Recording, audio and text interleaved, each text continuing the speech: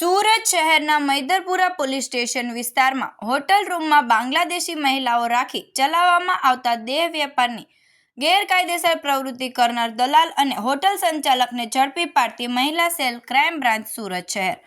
Police commissioner સાહેબ શ્રી સુરત શહેર તથા અધિક પોલીસ કમિશનર સાહેબ શ્રી ક્રાઇમ તથા નાયબ પોલીસ કમિશનર સાહેબ શ્રી ક્રાઇમ નાઓની સૂચના અને માર્ગદર્શન હેઠળ મદદનીશ પોલીસ કમિશનર શ્રી મહિલા સેલ ઇન્ચાર્જ એસીપી AHTU તથા મહિલા ગુના નિવારણ શાખા તથા મૈદરપુરા પોલીસ સ્ટેશન નાઓની સંયુક્ત ટીમ દ્વારા તારીખ 8/11/2025 રોજ મળેલ આધારભૂત બાતમી મળેલ કે સુરત રેલવે સ્ટેશન વિસ્તારમાં આવેલ પારસ ગેસ્ટ હાઉસ તથા વિજય ગેસ્ટ હાઉસમાં બાંગ્લાદેશી મહિલાઓને રાખી દેહ વેપારનો વ્યવસાય કરાવતા હોય સદર હકીકત આધારે તેમજ મૈદરપુરા પોલીસને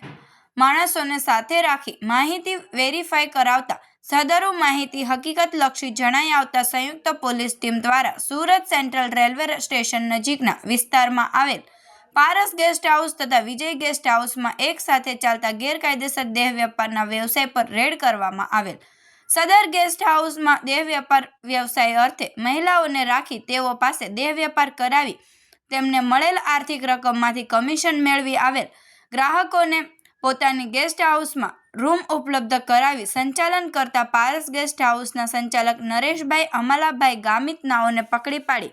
તેને સાથે રાખી ચેક કરતા બંને ગેસ્ટ હાઉસમાંથી કુલ 3 ગ્રાહક તેમજ 5 ભોગ બનનાર મહિલાઓ મળી આવેલ જેમની પૂછપરછ કરતા તેમાંથી 3 મહિલાઓ કલકત્તા પશ્ચિમ બંગાળની રહેવાસી તેમજ 2 મહિલાઓ પોતે બાંગ્લાદેશી હોવાનું જણાવેલ છે।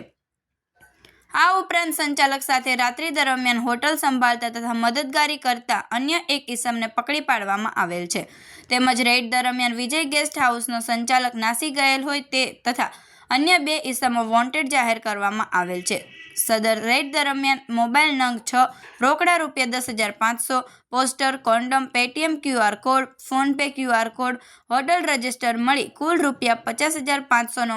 મુદ્દામાલ ગુનાના કામે કબજે કરી 5 મહિલાને દેહ વેપારના વ્યવસાયમાંથી મુક્ત કરાવેલ છે અને દેહ વેપારનો વ્યવસાય નહીં કરવા માટે કાઉન્સેલિંગ કરેલ છે।